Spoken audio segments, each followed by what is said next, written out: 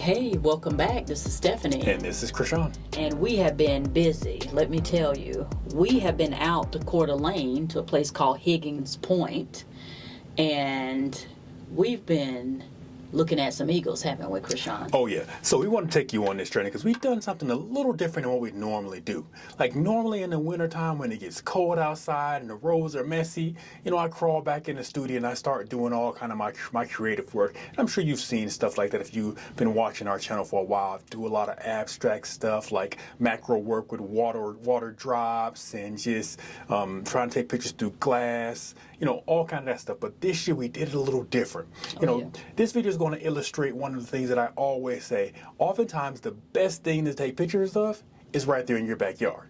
And this is a lesson that I need to tell myself quite often because if you know me, every year I like to pick out a fantastical photo trip and travel someplace way across the world to see things that I normally don't get to see on a day-to-day basis. But today, you'll get to enjoy our backyard, which is Higgins Trail.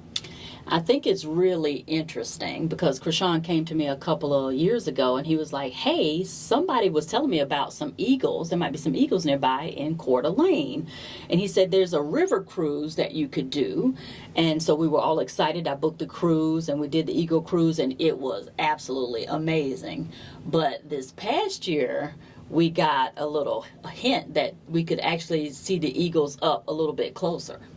And somebody told us about Higgins Point, and this is the next step in the journey is we went out to Higgins Point, and we were like, wow, this is amazing. Now, the good thing about the river cruise is that you could see the eagles really well on the other side of the river. But if you go down to Higgins Point, you can actually see the eagles up close, and that was really cool. Now, that is not at all what happened. So we had booked this river cruise 2 years in a row. And if you have binos, if you are just wanting to see the eagles through your own eyes, it is a great cruise to take. But if you're a photographer, to see stuff that is like far out, you got to spend the money. So unfortunately, I did not have the camera equipment necessary to capture great pictures of the eagles from the cruise. But the guy who was the narrator on the cruise, throughout the cruise, was telling us different places that we could go to see them up close. So me being the person I am, anytime you would say something, I would make a mental note to myself, and right after we got off the cruise, I pulled Stephanie to the side, and I was like, hey, we need to go out to some of these places they mentioned because my shots are awful.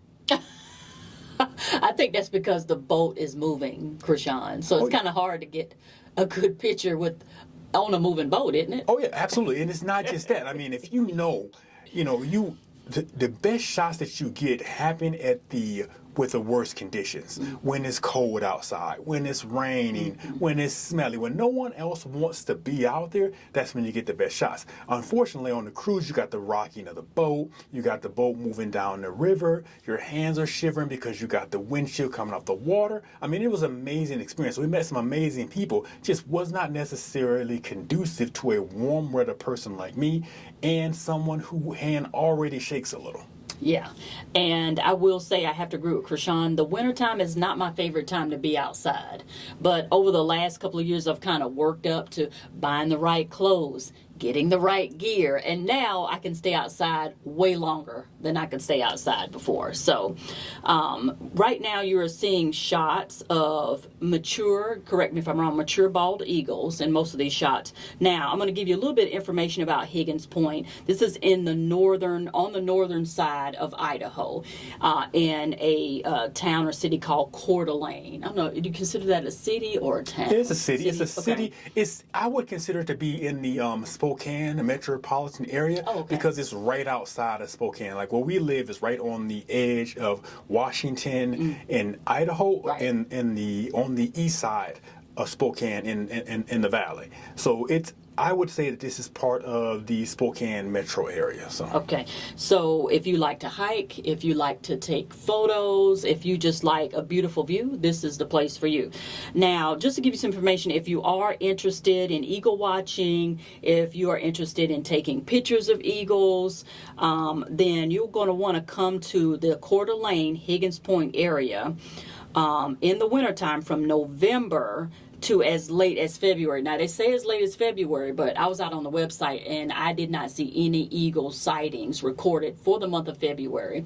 They all ended in January. So I would say from November to January. And so what brings the eagles to Higgins Point during this time is a type of salmon called the kokanee salmon. Have you ever heard of kokanee salmon? No, I have not. I have not. I mean, salmon Sounds generally. delicious. No. Well, it is for the eagles. So the eagles, what's really cool is the eagles are drawn to this area because of the kokanee salmon, and they come to feed because the kokanee salmon are kind of locked into the lake area. So the kokanee salmon cannot get out, which then creates a feeding ground for the eagles in the area. And so they come back every year, and they gather in large numbers. This year, they counted about 200 eagles. And we had heard people say along the path that it was the eagles came earlier this year. They left earlier. The numbers are dwindling down. And last year, and that is true, I was on the website last year, they showed that on the week of December 20th, 409 eagles were spotted. That's crazy, isn't it? This year, how many eagles do you think they spotted during the week of December 20th? I don't know. I think probably about 350 maybe. 191. So there was a big shift this year, but the website does say that it does shift from year to year. So sometimes they see more eagles, sometimes they see less eagles. In this case, the eagles came earlier this year and then they left earlier. But Krishan, tell us about your experience, because the last couple of years you've been taking pictures of eagles. What was different about this year than the last couple of years? I would say this year we did a better job of just going to take pictures on our own terms.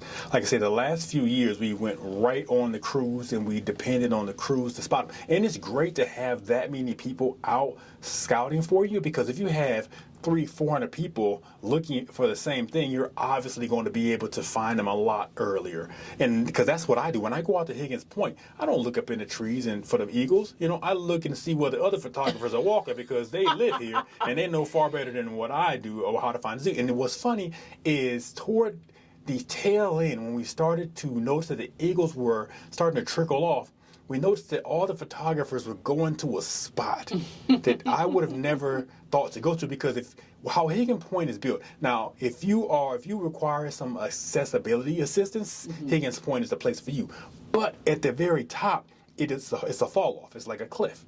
But a lot of the photographers were going to the top past the accessibility point toward the cliff and looking down in this one area. And we noticed that there were two birds that just frequent this tree, and we got some amazing shots. This is one of them right here. He's just sitting in the tip of the tree, and we just would go there every day until they would stop coming. So I would say that dramatically impacted my experience with eagle watching this year. This year I relied more heavily on my own intuition, and as opposed to the boat, as well as the intuition of others by following other photographers to see where their honey holes were. And do you consider that cheating, Krishan? Absolutely.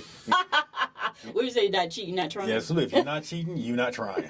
That's ridiculous. No, because it doesn't matter. I mean, when you go out to Higgins Point, you see people of all different skill level. You have that 15-year-old kid with an iPhone and just zooming in and out trying to take a picture. But you also have the guy with the $30,000 800 millimeter, what a $20,000 1200 millimeter lens, who is getting those really close-up shots of the eagles. And you have people like me who has mid-range equipment.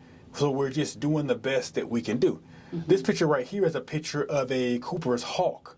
And what we noticed is that at Higgins Point, the eagles kind of ruled the roost. Oh, yeah. But once you ventured back out to the Spokane area, back to the what was the trail called? The Centennial Trail. Right. I think it's Northern Idaho Centennial Trail. Yeah. Once you get back to Northern Idaho Centennial Trail and the Spokane Valley Centennial Trail, you saw other birds like the Cooper's hawk.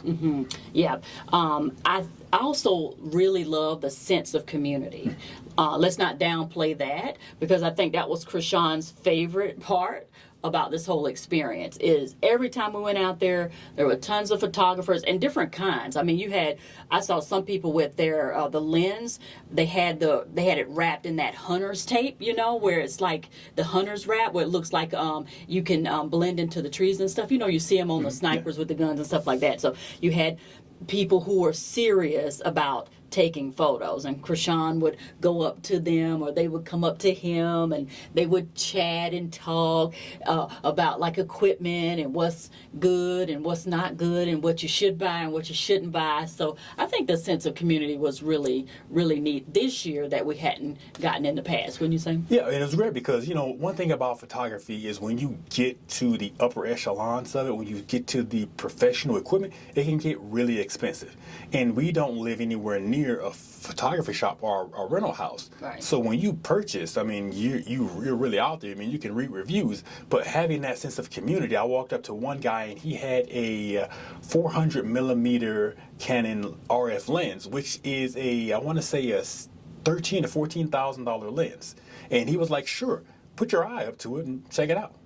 Oh yeah. Well, if you could say what your most favorite thing was this year shooting eagles, what would you say? I would say being out there taking pictures with my favorite person, doing things that we love to do. And I can't say being Cole was my favorite, but I would say my favorite was getting a chance to see you involved in the community of photographers and taking pictures. Well, thank you guys for showing up again for us today. We really appreciate what we do. And don't forget, do something nice for someone today, and you can do it. And don't forget, we're just ordinary people trying to do extraordinary things. You got it.